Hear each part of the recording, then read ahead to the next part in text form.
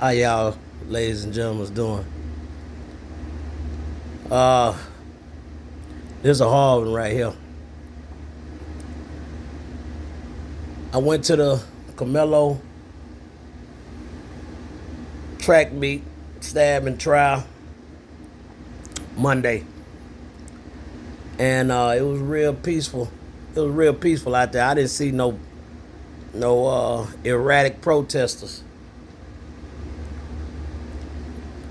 We prayed about it. I met a nice group of people. But on the other hand, the verdict, ladies and gentlemen, these people are playing in our face. These people are playing in our face. And the reason why they playing in our face, because it's still black on black crime. I mean, at an all-time high in the actual act. Domestic violence is on another level. Killing babies is on another level. I mean, it's almost unbelievable. It's almost unbelievable. Now, first off, I want to say, man, I feel real bad about Camelo. Somebody that's not in the streets, somebody that was just defending himself, and it's clear what he was doing up under that tent.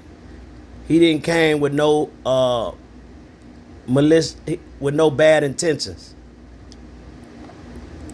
But at the same time, the fix was in. All white jury, the judge, the district attorney, and Metcalf daddy is all friends. And the flip side of it, he get convicted one day, he gets sentenced the same day, and he catch the chain the next day. Boy, you tell me the fix wasn't in, I thought God would intervene. But I guess he'll intervene down the road. But you clearly know you can't win in that courtroom. I think this is one of my subconscious mind used to tell me something ain't right in that courtroom. You know what it is? When you got a court-appointed lawyer, it's already understood the district attorney and the judge they hand in hand. That's understood. But when you got a court-appointed lawyer that's awarded to you through that town, and just so happen that town is all white, so the daddy know the judge. And guess what, ladies and gentlemen? This man went to a unit where the warden is a Metcalf. Yeah, I said it. He a Metcalf. That's his uncle. Now, Camelo need to put his head on a swivel. Man, I'm surprised if he don't eat. I'll be surprised if he start eating down now. He got to make sure he got eyes in the back of his head, because anything can happen. But ladies and gentlemen, these people are playing in our face. They playing in our face with these verdicts, with this court system, with the penal system. We can't win. We can't win. And I'm not saying in no form or fashion that I'm more condone death on somebody. But clearly we see this for self-defense. And what's stand your ground? In Texas, you don't even have to touch somebody if you feel threatened. If you feel threatened, what it looks like, you put your hands on me, but I'm not supposed to use any form of defense. We all know if the shoe was on the other foot, He'll be the victim. Metcalf would have been the victim. But I want to say this. Them 12, the 3 black people they extracted from his jury, we should have known. But guess what? We thought he was gonna get a fair trial. The dad in court, head jesters and sign. I mean, come on in, man. Man, them folks should have just had their sheets on their head. Them folks should have had their sheets on their head. And then you catch the chain. Ladies and gentlemen, ain't nobody ever. He might be the first individual that ever caught the chain the next day after his trial. I'm going to say it again. He might be the only person that ever caught the chain and they put it on the news. This here information was on the news. Don't go by what I'm saying. It's on the news. He caught the chain the next day. Only person I ever seen do that if you get the death penalty. And I don't even think you leave the same day, the next day. But the point is, the fix was in. The fix was in.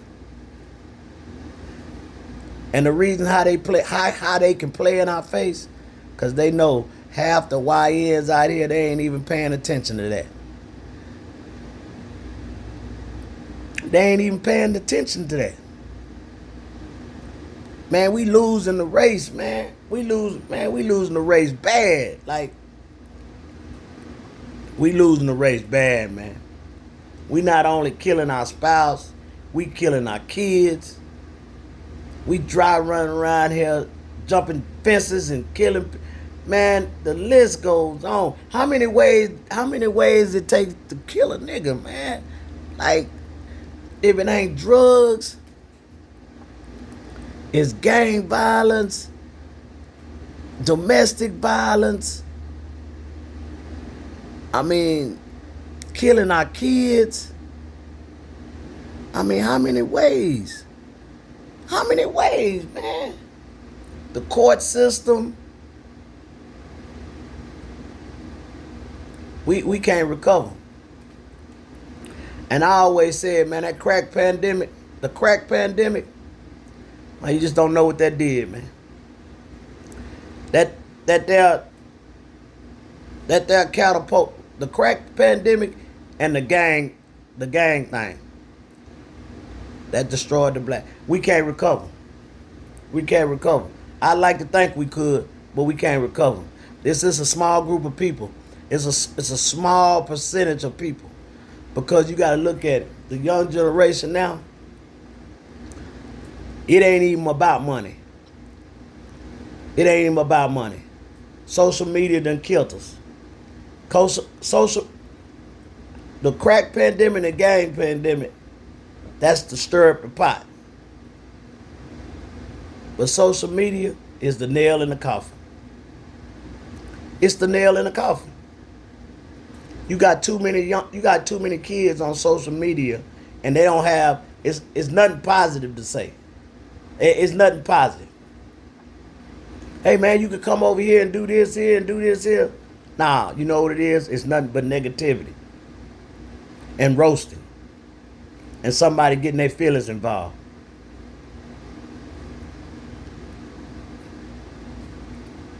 Even, let's just say, for the sake of predicting, let's just say black people start getting their own thing. It wouldn't last. The black people that's wealthy and well off is either jobs or inheritance.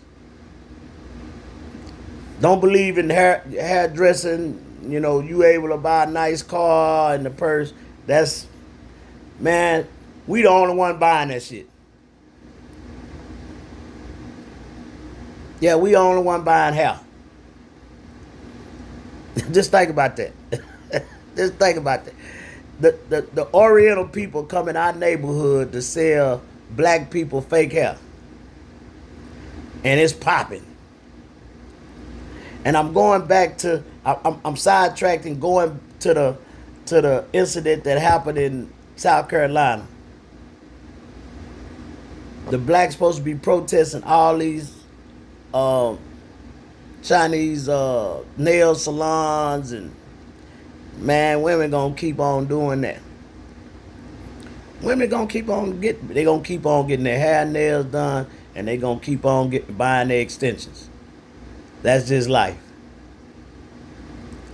But if we had our own, it still wouldn't. Cause guess what? It's gonna get robbed. Somebody gonna get killed. Yeah. Somebody gonna get robbed. Somebody gonna get killed. But the point is, we can't recover. And I feel for Camelo to go down there. Now, mind you, he never was locked up for extended time because he bonded out. When he first caught this case, he bonded out. He came from the streets and went to court. I hope his mama and daddy prepared him for the worst, just in case. Because he came from the street. This thing, he came from the street, went to court, got found guilty, sentenced the same day, and catch the chain. Man, this man, I don't even think he ate breakfast, and I don't even think he ate a bear claw. Yeah, I don't even think he had a bologna sandwich. Because I'm pretty sure when he went to jail initially, when it happened, he didn't want to eat.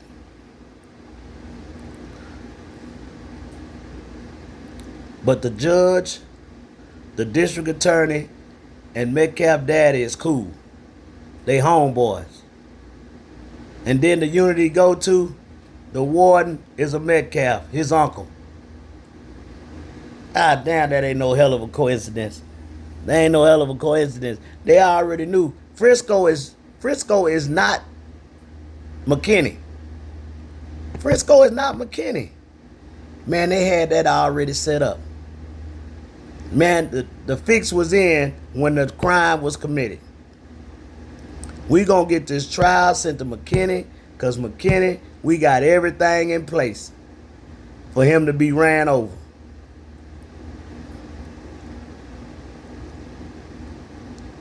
But long as it's black on black crime, white folks can play in your face. Because the YNs ain't looking at TV feeling the way them people was out front. Yeah. Yeah. They wasn't down there feeling the raft and knowing they might be next.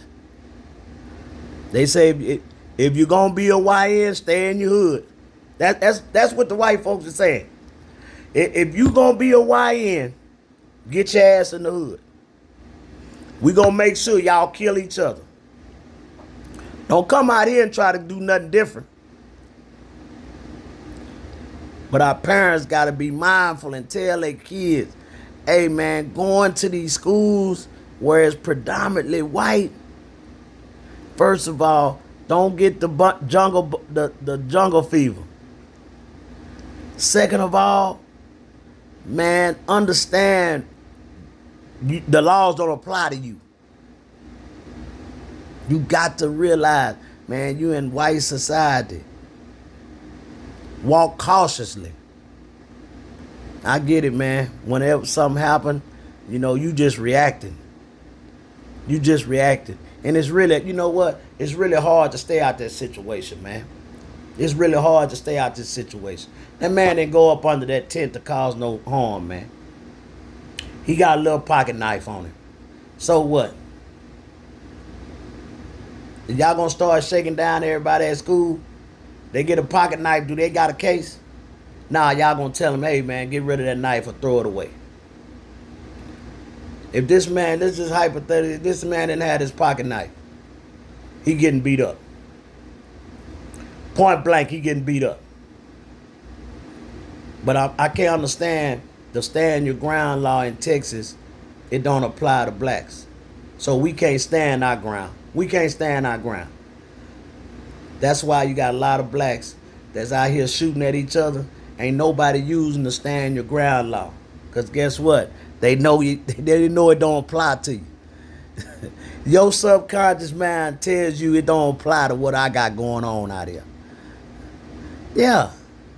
Your subconscious mind telling you that to stand your ground, like I don't care if a nigga do start shooting at you and you shoot back. You know not to call the police and say, hey man, I had somebody shoot at me.